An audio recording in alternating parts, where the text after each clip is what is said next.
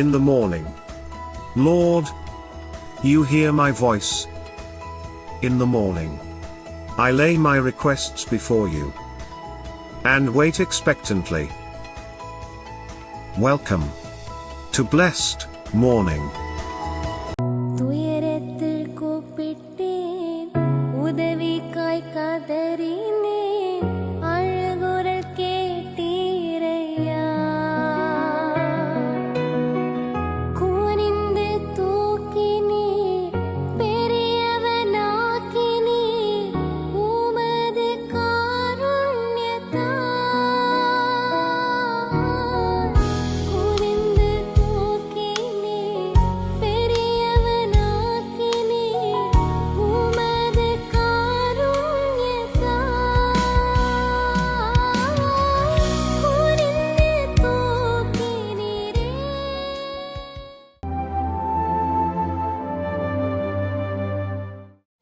പ്രിയരെ, അനുഗ്രഹിക്കപ്പെട്ട ഒരു പ്രഭാതം കൂടെ നമ്മുടെ ജീവിതത്തിൽ അനുവദിച്ചു തന്ന വലിയവനായ ദൈവത്തെ നമുക്ക് ഒരുമിച്ച് ചേർന്ന് നന്ദി പറയാം. എത്ര പേർ പറയും, ഞാൻ നിന്നതല്ല, എൻ്റെ ദൈവം എന്നെ നിർത്തിയതാണ്. ഒന്നുകൂടെ പറഞ്ഞു കഴിഞ്ഞാൽ 2026 ജൂലൈ മാസം 8-ാം തീയതി വരെയും എന്നെയും എൻ്റെ കുടുംബത്തെയും കണ്ണിലെ കൃഷ്ണമണി പോലെ സൂക്ഷിക്കുകയും വിടുവിക്കുകയും ചെയ്ത വലിയവനായ ദൈവത്തിന് നന്ദി പറഞ്ഞുകൊണ്ട് ഈ പ്രഭാത ചിന്തയിലേക്ക് നമുക്ക് ഒരുമിച്ച് അടുത്തു വരാം. നിങ്ങൾ കുടുംബമായി ഭാരപ്പെടുന്ന വിഷയത്തിൽ യേശുവിനെ ക്ഷണിക്കുക, അത്ഭുതം നിശ്ചയം. പ്രിയരെ, പ്രാരംഭവാക്യത്തിലേക്ക് സങ്കീർത്തനം 127-ാം അധ്യായം അതിൻ്റെ 1-ാമത്തെ വാക്യം. യഹോവ വീട് പണിയാതിരുന്നാൽ പണിയുന്നവർ വൃഥാ അധ്വാനിക്കുന്നു. യഹോവ പട്ടണം കാക്കാതിരുന്നാൽ കാവൽക്കാർ വൃഥാ ജാഗരിക്കുന്നു. പ്രിയരെ, ഈ പ്രഭാതത്തിൽ ദൈവം നമ്മോട് ഇടപെട്ട അനുഗ്രഹിക്കപ്പെട്ട വചനത്തിനായി നമുക്ക് ഒരുമിച്ച് ചേർന്ന് ദൈവത്തിന് നന്ദി പറയാം. ഈ പ്രഭാതത്തിൽ ഞാനും നിങ്ങളും വായിച്ചു കേട്ട വാക്യം എന്ന് പറയുന്നത്, യഹോവ വീട് പണിയാതിരുന്നാൽ പണിയുന്നവർ വൃഥാ അധ്വാനിക്കുന്നു. യഹോവ പട്ടണം കാക്കാതിരുന്നാൽ കാവൽക്കാർ വൃഥാ ജാഗരിക്കുന്നു.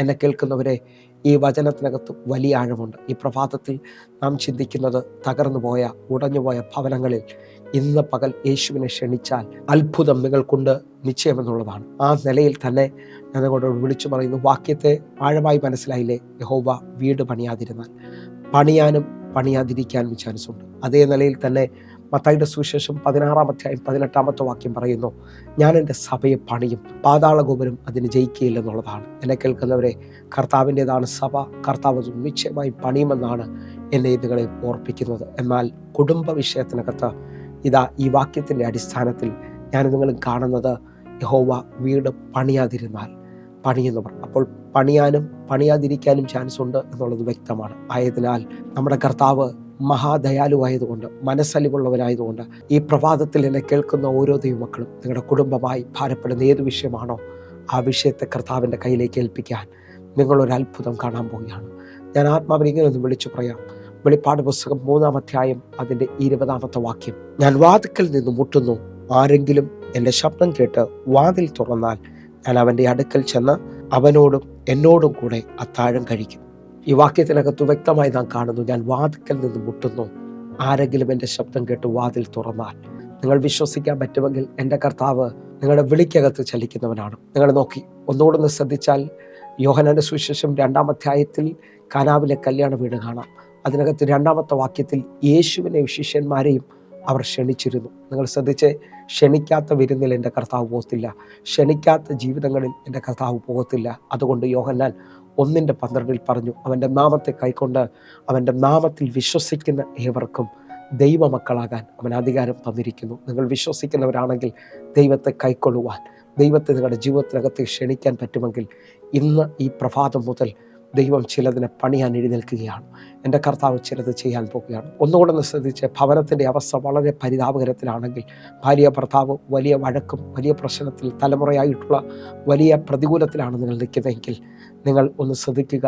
ഭവനം 3 അക്ഷരത്തിലാണ് വെളിപ്പെട്ട് നിൽക്കുന്നത്.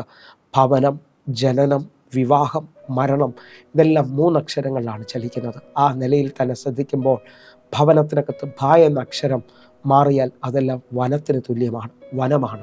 വനത്തിൻ്റെ പ്രത്യേകത എന്ന് പറയുന്നത്, ഒന്ന് ഒന്നിനെ ആക്രമിക്കുന്നു, ഒന്ന് ഒന്നിനെ കീഴടക്കുന്നു, ഒന്ന് ഒന്നിനെ ഇരയാക്കുകയാണ്. ആ നിലയിൽ നിൽക്കുമ്പോൾ ചില കുടുംബങ്ങൾ ആക്രമണ സ്വഭാവത്തിലാണ് നിൽക്കുന്നത്. വഴക്കും പ്രതികൂലങ്ങളും പ്രശ്നങ്ങളും ഒന്നൊന്നിനെ കീഴടക്കിയാണ് എല്ലാം ഇല്ലാതാക്കുന്നത് പോലെ. ഭർത്താവിൻ്റെ സ്വത്തിനെ അവകാശം പറയുന്ന ചിലവർ, ഭാര്യയുടെ സ്വത്തിന് അവകാശം പറയുന്ന ഭർത്താവ്, ആ നിലയിലൊക്കെ കീഴടക്കി എല്ലാം കൊണ്ടുപോകുന്നത് പോലെ നിൽക്കുന്ന, അതേപോലെ തന്നെ ആക്രമിക്കുന്ന, ഇരയാക്കുന്നത് പോലെ നിൽക്കുന്ന അനുഭവത്തിനകത്ത് ഹല്ലേലൂയ, നിങ്ങളുടെ കുടുംബ ജീവിതത്തിൽ ഭവനത്തിനകത്ത് യേശു ഉണ്ടെങ്കിൽ ഞാൻ വിളിച്ചു പറയുന്നു, ഭവനത്തിൻ്റെ പ്രത്യേകത ഒന്നിന് സമാധാനമായിരിക്കും, കണ്ണുനീര് തുടയ്ക്കും, ഒന്നിന് കരുതാൻ തയ്യാറാകും.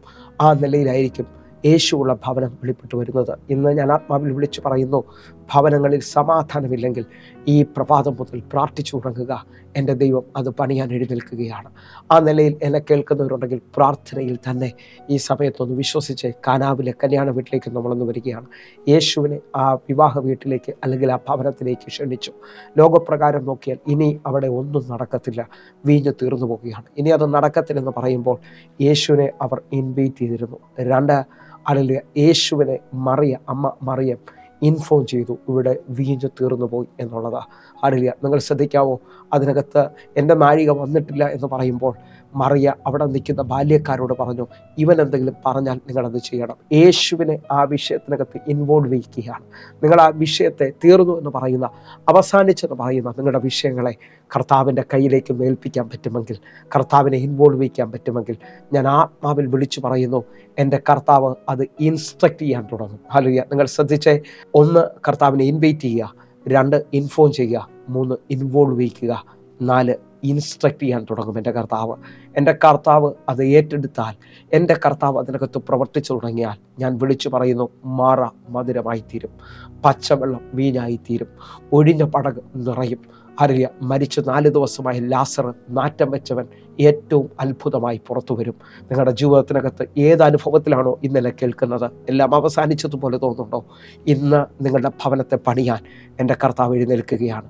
ഏൽപ്പിച്ചു കൊടുക്കാൻ പറ്റുമെങ്കിൽ കുശവൻ്റെ കയ്യിലെ കളിമണ്ണ് പോലെ കർത്താവ് പണിയാൻ പോകുന്നു. തള്ളിക്കളഞ്ഞ കല്ല് മൂലക്കല്ലാകാൻ പോവുകയാണ്. കർത്താവിൻ്റെ ഭയങ്കര പ്രവൃത്തിയെ ഈ പ്രഭാതത്തിൽ സ്വീകരിക്കണം. ഞാനൊരു അത്ഭുതം പ്രതീക്ഷിക്കുകയാണ്. തമ്പുരാനെ, ഒരു മഹാ അത്ഭുതം ഇപ്പോൾ ഈ ജീവിതങ്ങളിൽ സംഭവിക്കണം. കണ്ണുകളൊന്ന് അടയ്ക്കാം, പ്രാർത്ഥിക്കാം. ഞങ്ങളെ സ്നേഹിക്കുന്ന ഞങ്ങളുടെ നല്ല കർത്താവെ, ഞങ്ങളുടെ ഭവനത്തിലേക്ക് അങ്ങ് ക്ഷണിക്കുന്നു. ഞങ്ങൾ ഭാരപ്പെടുന്ന എല്ലാ വിഷയത്തിനകത്ത്, ജോലിയാകാം, തലമുറ വിഷയമാകാം, കർത്താവെ കുടുംബ വിഷയമാകാം, കർത്താവെ ഞങ്ങളെ തകർക്കാൻ നോക്കുന്ന ആ വിഷയത്തിനകത്ത് ഇന്ന് പണിയുന്ന ദൈവത്തിൻ്റെ കരം വെളിപ്പെടുകയാണ്. വലിയൊരു അത്ഭുതം ഞാൻ പ്രതീക്ഷിക്കുന്നു. ഇതൊരു വലിയ ടെസ്റ്റ് മണിയുടെ ദിവസമായി തീരട്ടെ. സ്വർഗം അത് ചെയ്തതിനായി നന്ദി. യേശുവിൻ നാമത്തിൽ പ്രാർത്ഥിക്കുന്നു. കേൾക്കണം പിതാവേ, ആമേൻ. പ്രിയരേ, ഈ പ്രഭാത സന്ദേശം നിങ്ങൾക്ക് അനുഗ്രഹമാകുന്നു എങ്കിൽ നമ്മുടെ യൂട്യൂബ് ചാനൽ സബ്സ്ക്രൈബ് ചെയ്യുകയും ഫേസ്ബുക്കിലേക്ക് നിങ്ങൾ ജോയിൻ ചെയ്യുകയും ചെയ്യണമെന്ന് ഓർപ്പിക്കുന്നു. അതേപോലെ തന്നെ എല്ലാ ദിവസവും വൈകിട്ട് ഇന്ത്യൻ സമയം 6 മണിക്ക് നമുക്ക് സൂമിൽ ആരാധനയുണ്ട്. നിങ്ങൾ കടന്നു വരണം. വലിയ ദൈവ പ്രവൃത്തി പ്രതീക്ഷിക്കണം. കർത്താവ് നിങ്ങളെ അധികത്തിൽ മാനിക്കട്ടെ, അനുഗ്രഹിക്കട്ടെ. God bless you. ആമേൻ.